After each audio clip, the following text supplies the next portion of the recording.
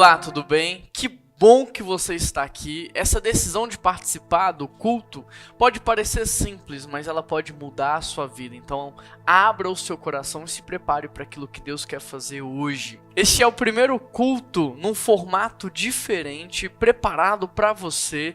E do fundo do nosso coração, a gente espera que você goste e seja abençoado. Então, eu quero convidar você a abrir a sua Bíblia comigo em Tiago, capítulo 4, e hoje nós vamos partir do verso 13. Tiago 4, verso 13. Nós estamos em uma mensagem chamada O Código da Vida, e nesta série nós estamos trabalhando a carta de Tiago de maneira expositiva, versículo a versículo, capítulo a capítulo. Se você perdeu uma das mensagens, eu recomendo você a voltar e assistir todas as mensagens da série de maneira consecutiva, porque este vai ser um grande investimento que você vai fazer na sua vida. E eu digo isso porque a carta de Tiago, ela é muito rica em conhecimento.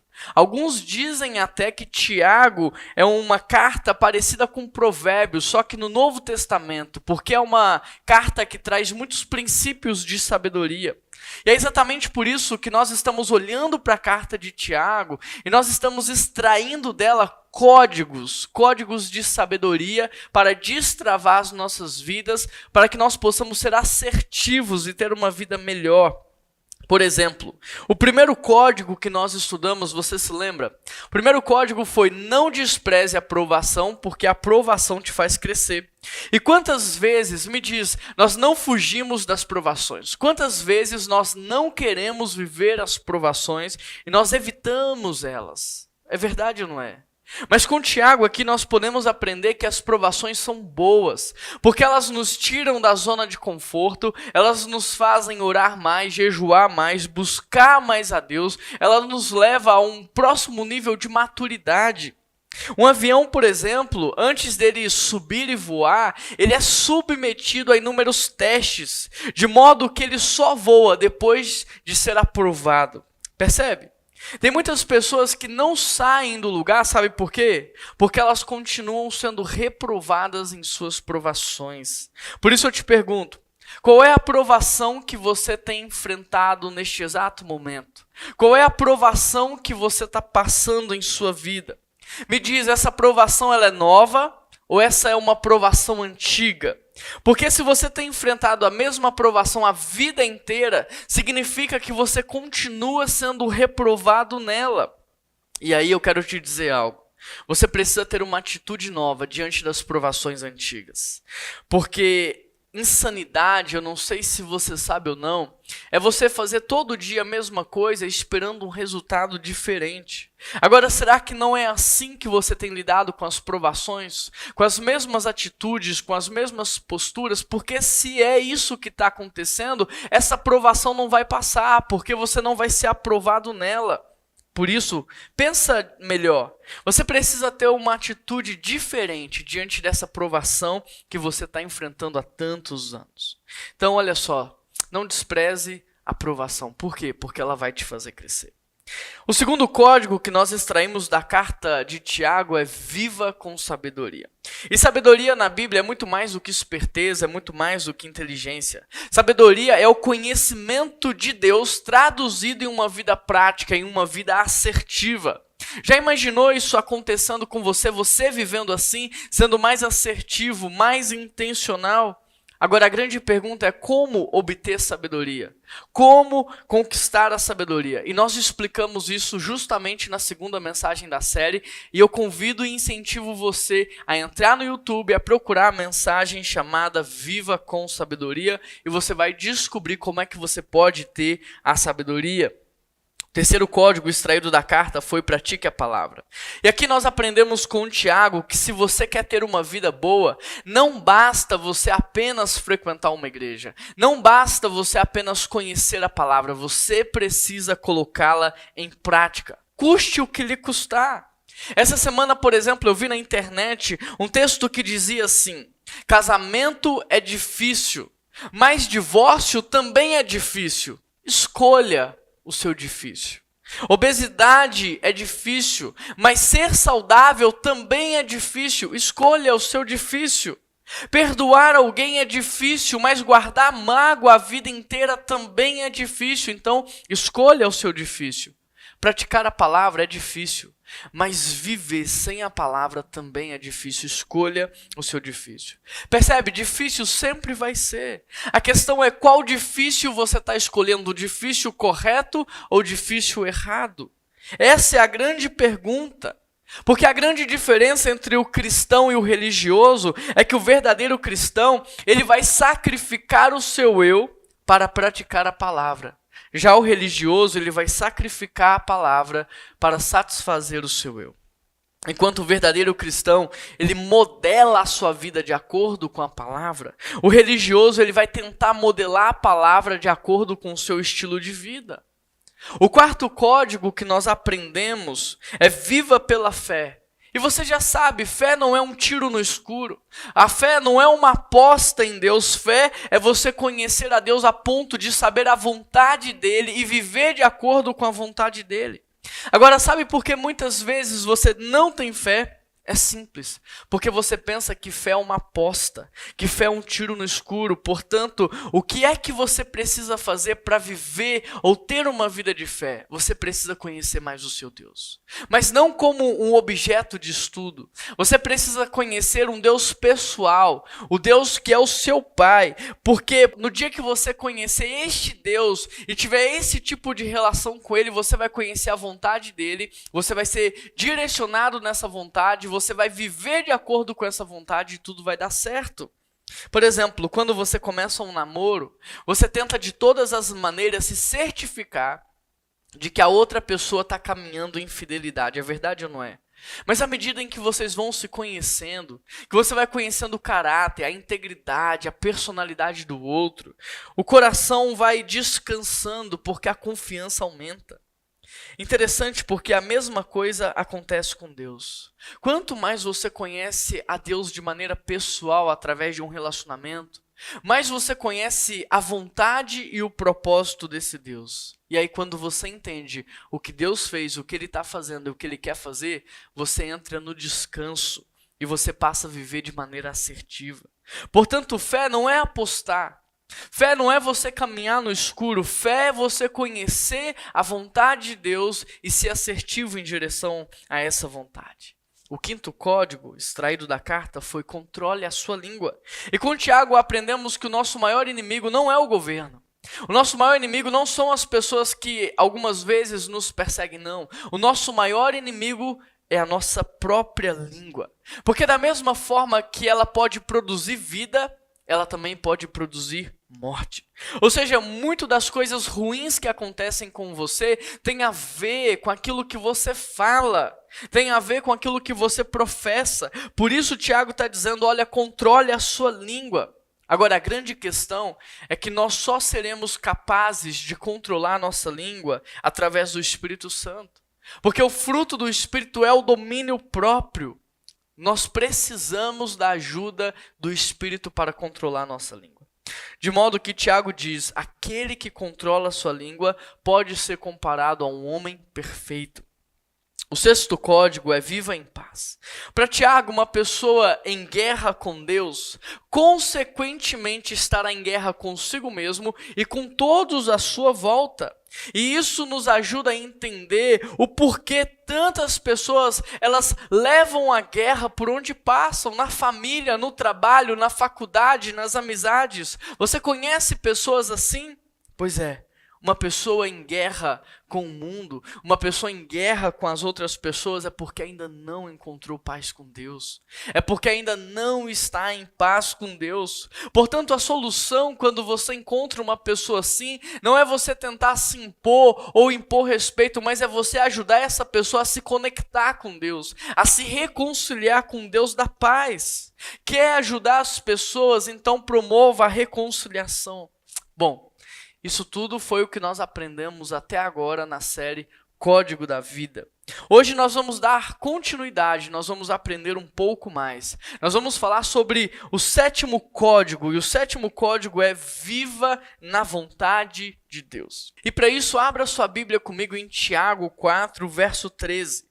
Tiago 4, verso 13, o texto diz assim: ouçam agora vocês que dizem, hoje ou amanhã iremos para esta ou aquela cidade, passaremos um ano ali, faremos negócios e ganharemos dinheiro. Versículo 14. Vocês não sabem o que vai acontecer amanhã, o que é a vida? Vocês são como neblina que aparece por um pouco de tempo e depois se dissipa. Querido, repare como Tiago inicia o verso 13. Ele diz, ouçam agora. Isso nos mostra que Tiago pretende fazer uma exortação muito séria à igreja, porque logo em seguida ele vai dizer, vocês que dizem hoje ou amanhã iremos para esta ou aquela cidade, passaremos um ano ali, faremos negócios e ganharemos dinheiro. Repare que na sua exortação Tiago vai usar algumas expressões, observe bem. Ele vai usar expressões como hoje ou amanhã, como esta ou aquela, ficaremos ou não, faremos negócios e ganharemos dinheiro. Em outras palavras, o que Tiago está dizendo é sobre o controle do tempo. Tiago está falando do controle do tempo, do controle dos lugares, das situações, das pessoas e da maneira de ganhar dinheiro. O que Tiago quer dizer aqui é, vocês que acham que têm o controle sobre o tempo, vocês que acham que têm o controle sobre o futuro, vocês que acham que têm o controle sobre as pessoas e situações, preste atenção, vocês não sabem nem o que vai acontecer amanhã. Como é que vocês podem presumir que dominam algo, que controlam algo? Isso é incoerente. Vocês estão se enganando. O interessante é porque nós vivemos isso de maneira muito prática este ano, é verdade ou não é? Por exemplo, eu mesmo tinha muitos planos pessoais. Eu planejava conhecer Israel, tinha muitos planos para a minha vida, tínhamos muitos planos para a igreja, tivemos que cancelar o aniversário da igreja com tudo organizado, tudo marcado, cancelamos o batismo e tantos outros eventos por causa dessa crise global, percebe? Portanto, o que Tiago está combatendo aqui, presta atenção nisso, não são os sonhos. O que Tiago está combatendo aqui é a presunção de acharmos que temos o controle sobre algo. O que Tiago está combatendo aqui não é a organização, porque ela é importante. O que Tiago está combatendo é a arrogância dos homens em pensar que podem controlar alguma coisa. O que Tiago está combatendo não é o planejamento, mas é a prepotência de pensar que a gente pode dar um jeito em tudo. Olha o que ele diz no verso 15. Ao invés disso, deveríamos dizer, se o Senhor quiser, faremos isso ou aquilo. Se o Senhor quiser, viveremos e faremos isto ou aquilo. Entenda a construção de Tiago. Porque uma vez que nós não conhecemos o dia do amanhã, nós não podemos agir com uma atitude arrogante ou ter uma atitude petulante diante de Deus. Uma vez que não conhecemos o amanhã, devemos ter uma atitude humilde. Uma postura humilde diante de Deus, dizendo, olha Deus, se o Senhor permitir, amanhã eu vou estar vivo. Se o Senhor permitir, amanhã eu vou respirar. Se o Senhor permitir, amanhã eu vou ter saúde para trabalhar. Se o Senhor permitir, então nós vamos fazer aquilo que o Senhor quer. Consegue perceber a diferença entre aquele que está sendo arrogante diante de Deus e aquele que tem humildade para reconhecer que só Deus tem o controle sobre o tempo, sobre a vida? Verso 16. Agora, porém, vocês se vangloriam das suas pretensões. Toda vanglória como essa é maligna. Querido, entenda algo. Tiago não está combatendo as pessoas que sonham. Tiago não está combatendo as pessoas que fazem planos, que têm projetos, não. O que Tiago está combatendo são as pessoas que fazem planos, sonham, que fazem projetos como se Deus não existisse. É isso que Tiago está falando. O que Tiago está combatendo são as pessoas que fazem planos, pessoas que têm sonhos e projetos, mas elas não consultam a Deus. É isso que Tiago está dizendo. O que Tiago está dizendo é, não é errado você sonhar, não é errado você imaginar, o errado é você sonhar completamente diferente do sonho de Deus. Você pode sonhar, mas você precisa sonhar alinhado com o Deus que pode realizar os sonhos, entende? Não está errado você planejar, mas você precisa planejar junto ao Deus que pode enviar os recursos para o seu planejamento. Não está errado você fazer projetos, mas você precisa projetar em cima da vontade de Deus, porque só assim o seu projeto vai ser executado. Por que muitos planos fracassam? Por que muitos projetos não vão para frente? Porque muitas vezes os planos e projetos não têm nada a ver com aquilo que Deus sonhou e projetou.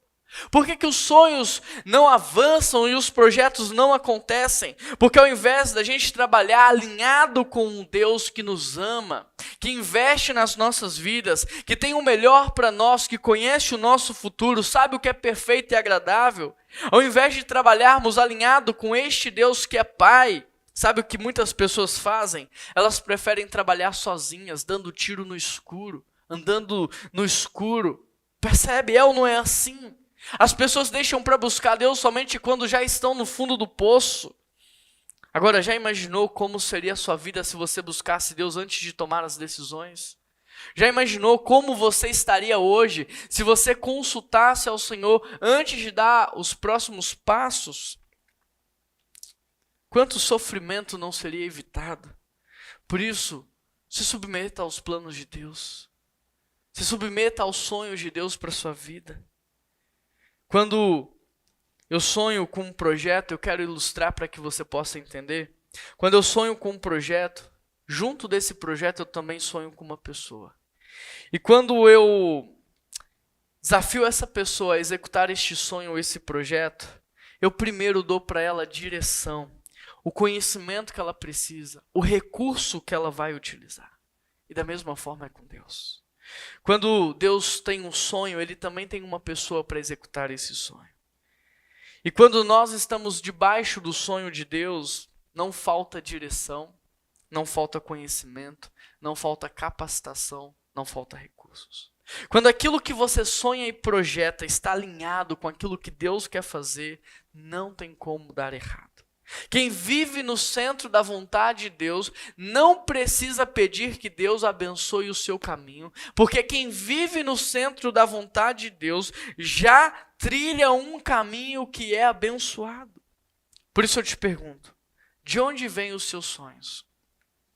De onde é que vêm os seus planos? Eles vêm do seu desejo egoísta de ser satisfeito ou eles vêm do coração de Deus? Eles vêm dos traumas do passado, de uma tentativa de sarar esses traumas, ou eles vêm do coração de Deus? Portanto, o que Tiago está dizendo aqui é: a vida é curta demais para você fazer da vida uma aposta. A vida é curta demais para você ficar dando tiro no escuro. Não desperdice a sua vida. Não desperdice a sua vida, seja assertivo, viva de maneira intencional, viva os sonhos e os planos que Deus tem para você. Quem não recorre a Deus na hora de sonhar, quem não recorre a Deus na hora de planejar e projetar, vai acabar construindo a sua vida em cima de uma realidade que não existe.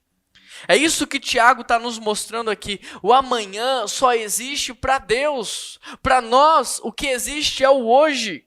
É isso que Tiago está nos dizendo. Não adianta você planejar sem Deus para o futuro, porque só Deus sabe se você vai chegar lá. Olha o que Tiago diz: a vida é como neblina que aparece e logo vai embora. Eu não sei se você já reparou, mas você só consegue ver a neblina quando ela está densa. E aí quando você menos percebe, ela desaparece de repente.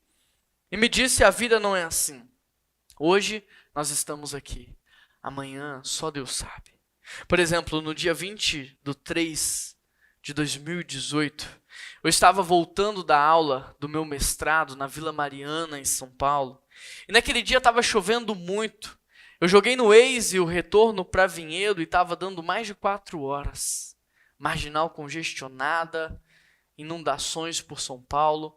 E aí eu peguei uma rota alternativa. Ao invés de cair na Marginal Tietê e depois pegar a Bandeirantes e assim chegar em Vinhedo, eu peguei a Dutra, depois eu peguei a Fernão Dias e depois eu pegaria a Dom Pedro I. Mas antes que eu pudesse acessar a Dom Pedro I, ainda na Fernão Dias, debaixo de muita chuva, o meu carro deslizou na pista molhada e ele começou a girar. E enquanto eu debatia entre o guarda-reio central e o guarda-reio lateral, eu só conseguia pensar na minha família.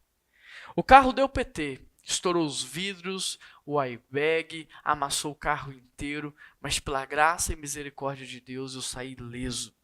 Agora, sabe o que é mais interessante? É que se naquele dia eu soubesse que o acidente aconteceria, eu teria ficado mais tempo abraçado com os meus filhos. Se antes de sair de casa eu soubesse que aquele acidente aconteceria, eu teria sentado com eles e apresentado o plano da salvação. Eu teria falado mais de Jesus para eles. Se eu soubesse que eu sofreria um acidente daquela proporção, eu teria abraçado mais a minha esposa e dito para ela o quanto eu amo ela. Eu teria ligado para os meus pais e dito para eles o quanto eu os amo. Mas eu não sabia. Eu não sabia que aquele acidente aconteceria. Eu não sabia que a minha vida estava por um fio. A vida é assim. Só percebemos a vida enquanto estamos vivos, mas ela pode desaparecer a qualquer minuto. Eu me lembro que lá em São Paulo, enquanto eu pastoreava uma igreja em Vinhedo, nós tínhamos ali uma máquina de fumaça no salão dos jovens e adolescentes. E quando aquela fumaça saía, ela era projetada, ela tinha uma duração máxima de 10 minutos. E assim é a nossa vida aqui na Terra. 10 minutos no meio de uma eternidade. Por isso, pensar na brevidade da vida nos faz viver diferente. Por exemplo, se a vida na Terra é tão curta, por que eu vou ficar arrumando confusão com todo mundo o tempo todo, brigando por coisas tão pequenas e efêmeras? Se a vida na Terra é tão curta, por que eu vou deixar para perdoar amanhã em um tempo inexistente se eu posso perdoar hoje? Entende? Por que eu vou correr esse risco? Você sabe qual é a pior conta de todas? É aquela que não pode ser paga. Não é a mais cara, é aquela que não pode ser paga. Você já foi em um velório e viu alguém que não pediu perdão em vida ao falecido? Você já viu a condição dessa pessoa, o buraco, o vazio dentro dela, tentando pagar a dívida no velório e não conseguindo? Você já viu o vazio de alguém que não abraçou em vida? A pior conta de todas não é a mais cara, mas é aquela que não pode ser paga. Por que postergar uma reconciliação se você pode fazer isso hoje? Por que postergar a entrega da sua vida a Jesus Cristo para um tempo que ainda não existe, se você pode fazer isso hoje? Por que postergar ainda mais a data do seu batismo, se você pode fazer isso o quanto antes? Por que eu vou deixar para ser generoso amanhã, se eu posso ser generoso hoje e deixar um grande legado para as próximas gerações? Por que eu vou deixar de fazer as coisas erradas amanhã, se eu posso abandonar as coisas erradas que eu faço hoje? Por que esperar por um dia que talvez não vai chegar? Por que aguardar por um tempo que pode não vir? O que Tiago está nos mostrando é que a vida deste ciclo é hoje. O amanhã pertence a Deus. Verso 17 diz: pensem nisto, pois quem sabe que deve fazer o bem e não faz, comete pecado. Para Tiago, um verdadeiro cristão é aquele que vive de maneira intencional o hoje. Ele sabe o que tem que fazer e faz. Ele não está vivendo de maneira automática. Ele não deixa a vida o levar, não. Ele sabe o que tem que fazer e ele faz. Mas para Tiago, um cristão é aquele que também planeja o seu futuro de acordo com os sonhos e projetos de Deus. Ou seja, mais importante do que aquilo que você vai colher no futuro é aquilo que você está plantando no presente. O que você precisa entender é que colher é opcional, mas plantar é obrigatório. Pois no futuro você pode escolher mediante a sua necessidade se você vai colher ou não. Mas se você não tiver plantado, não haverá a opção de colheita. Por isso, deixa eu fazer uma pausa para te perguntar algumas coisas. Quantos anos você tem? Quantos anos você tem? Talvez você esteja pensando nos anos que você já viveu. Mas talvez a reflexão mais apropriada seja: quantos anos eu ainda vou viver? Quantos anos você tem pela frente? Você sabe quantos anos você tem pela frente? Se você não sabe, eu vou te contar. Você tem a eternidade inteira pela frente. Por isso o salmista diz: Deus, ensina-nos a contar os nossos dias para que nós possamos alcançar sabedoria. Você tem a eternidade inteira pela frente. Portanto, se os seus projetos são apenas para esta vida, se as tuas sementes são apenas para esta vida, você está perdido, porque a morte não vai pôr fim à sua vida, ela apenas marca o fim e o início de um novo ciclo. E este novo ciclo é completamente influenciado pelas decisões que você toma hoje. Por exemplo, um exemplo simples: aceitar Jesus ou não como Salvador da sua vida é uma decisão que você toma hoje, mas que vai influenciar o lugar onde você vai passar a eternidade. Percebe? Tudo que você faz hoje terá repercussão na eternidade. Por isso a Bíblia diz: não acumulem para vocês tesouros na terra, mas acumulem tesouros no céu, na eternidade. Por isso a palavra diz: não trabalhem pela comida que se estraga, mas pela comida que permanece para a vida eterna. Tudo o que você faz hoje tem repercussão na eternidade. Deu para entender? Agora me diz, a sua vida hoje é pautada na eternidade ou apenas nos seus próximos anos de vida? A sua vida hoje está pautada naquilo que você vai viver ao longo de toda a eternidade ou apenas nos seus próximos anos de vida? O que você está plantando hoje é para colher nos próximos 5 anos apenas, ou você tem feito o plantio de sementes para colher na eternidade? Você vive como se a sua vida fosse acabar completamente a qualquer momento, ou você tem consciência de que as decisões que você toma hoje vão influenciar o lugar aonde você estará por toda a eternidade? Querido, para viver não basta estar vivo. Você precisa ter a consciência da eternidade para você descobrir o que é uma vida de verdade. Porque quem não entende a eternidade não vive. A verdade é que essa pessoa, ela sobrevive. Quem não entende a eternidade se mata aos poucos todos os dias. Por quê? Porque come o que não deve, bebe o que não pode, vive de maneira irresponsável e inconsequente. Mas quem entende a eternidade estabelece um padrão de vida coeso. É intencional, planta não só para essa vida, mas principalmente para a eternidade ao lado de Deus. Faz o que tem que fazer agora, mas também projeta o seu futuro com base na vontade de Deus. Por isso, se eu pudesse resumir o 7º código, eu diria: só pode ter um plano para o dia do amanhã quem conhece o plano que Deus tem para a sua vida. Só pode ter um plano para o futuro quem conhece o plano que Deus tem para a sua vida. E hoje eu estou aqui para lhe dizer: o fato de você estar aqui participando deste culto, ouvindo essa mensagem, não é fruto do acaso. Você veio até aqui porque Deus sabe o quanto você precisa reajustar, realinhar a sua vida de acordo com o padrão de Deus. Eu quero te ajudar a fazer isso. Mas a grande pergunta que eu te faço é: você quer?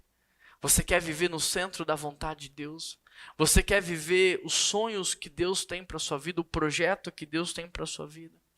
Então eu quero convidar você aí na sua casa a fechar os teus olhos e a renunciar ao controle. O controle do futuro, o controle do amanhã, o controle sobre as pessoas que estão perto de você, a renunciar ao seu domínio sobre o dinheiro, sobre as riquezas e a falar assim: Deus, eis-me aqui. Eu quero viver o que o Senhor tem para mim. Eu quero viver intensamente o que o Senhor tem para mim. Eu renuncio o que não é meu e eu aceito aquilo que o Senhor tem para mim. Eu quero viver no centro da sua vontade. Feche os seus olhos aí na sua casa. Quero te dar alguns segundos para que você possa falar isso com Deus. Deus, o Senhor sabe e conhece cada uma das pessoas que está orando neste exato momento. E eu peço ao Senhor que através do Teu Espírito Santo, o Senhor possa romper todas as barreiras de tempo, do dia da gravação dessa mensagem, para o dia que essa mensagem está sendo assistida. Eu quero pedir ao Teu Espírito Santo para romper todas as limitações geográficas, todas as barreiras, para que essa pessoa seja alcançada no dia de hoje. E que ela possa se entregar hoje, porque o amanhã pertence ao Senhor. Que ela possa renunciar aos prazeres da carne, abrir mão daquilo que tenha matado aos poucos, que ela possa te aceitar como o Senhor e Salvador da vida dela, e que ela possa tomar a decisão mais importante da vida dela, que é ter o Senhor como o Salvador, como o Senhor, como aquele que vai dirigir, como o Pai, porque só o Senhor sabe o que é perfeito, o que é bom, o que é agradável, só o Senhor conhece o futuro e sabe o que é bom pra gente. Por isso, Pai, revela a cada uma dessas pessoas que estão orando os sonhos do Senhor, os planos do Senhor, os projetos do Senhor. Porque antes que o Senhor nos chamasse à existência, o Senhor já havia sonhado com a nossa existência. O Senhor já havia pensado na nossa existência. Então revela, Pai, aquilo que estava no seu coração, quando o Senhor deu palavras de ordens para que nós viéssemos a existir. Revela a cada uma dessas pessoas. E que nunca mais essas pessoas sejam movidas pela falta. Que nunca mais elas sejam movidas pela necessidade, mas que elas possam ser movidas pelo propósito que o Senhor tem para elas. Em nome de Jesus que nós oramos. Amém. Eu quero convidar você a participar da ceia comigo neste exato momento.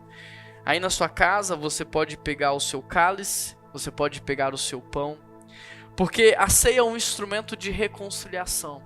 A ceia foi colocada pelo Senhor para que nós pudéssemos nos reconciliar com Ele, para que nós pudéssemos renovar a nossa amizade, a nossa relação. Então tudo que a gente vai fazer agora tem a ver com essa entrega que você acabou de fazer. 1 Coríntios 11, 23 diz assim: pois eu recebi do Senhor o que também lhes entreguei, que o Senhor Jesus, na noite em que foi traído, Ele tomou o pão, e tendo dado graças, Ele partiu e disse: isso é o meu corpo, que é dado em favor de vocês. Façam isso em memória de mim. Da mesma forma, depois da ceia, Ele tomou o cálice e disse: este cálice é a nova aliança no meu sangue. Façam isso sempre que beberem em memória de mim. Porque sempre que vocês comerem deste pão e beberem deste cálice, vocês anunciam a morte do Senhor até que Ele venha. Da mesma forma que Deus coloca essa mesa para nossa reconciliação, Ele também nos dá um ministério, o ministério da reconciliação. Então não importa qual é a sua área de atuação, o que importa é o projeto de Deus por trás de tudo isso. E Deus quer que você, através dos seus dons e talentos, possa reconciliar as pessoas com Ele. E como é que a gente faz isso? Esse texto diz: Jesus Cristo, Ele pegou o pão, Ele partiu o pão e Ele disse: fazei isto em memória de mim. É repartindo a sua vida que as pessoas vão ver Jesus em você. Então nesse exato momento, pegue o seu pão. Eu vou ler novamente o texto. E o texto diz assim: este é o meu corpo, que é dado em favor de vós. Façam isso em memória de mim.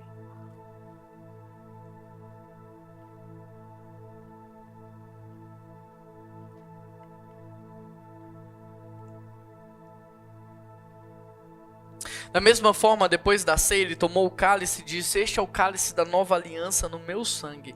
Façam isso sempre que beberem em memória de mim.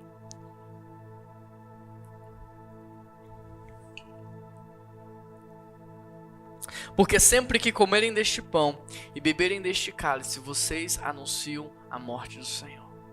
Eu quero terminar essa palavra orando, agradecendo a Deus pelo sacrifício de Cristo naquela cruz, pela reconciliação, mas também pela oportunidade de viver uma vida diferente. Vamos orar juntos? Deus, muito obrigado pelo teu amor incondicional. Muito obrigado porque o teu amor nos constrange.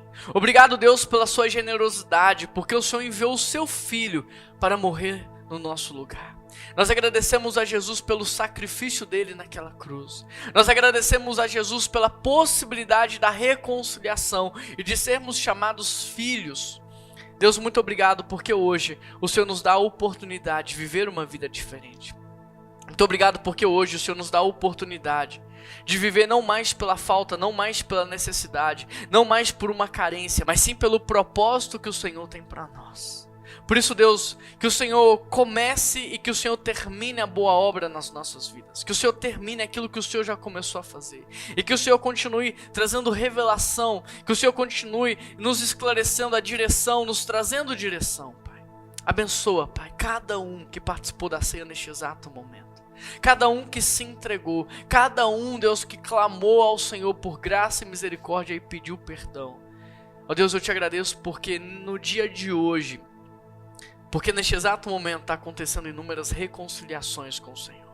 Muito obrigado, Senhor, pela Tua palavra, porque ela é viva e eficaz. Muito obrigado por este dia. Muito obrigado por esse momento, é em nome de Jesus que nós oramos. Amém.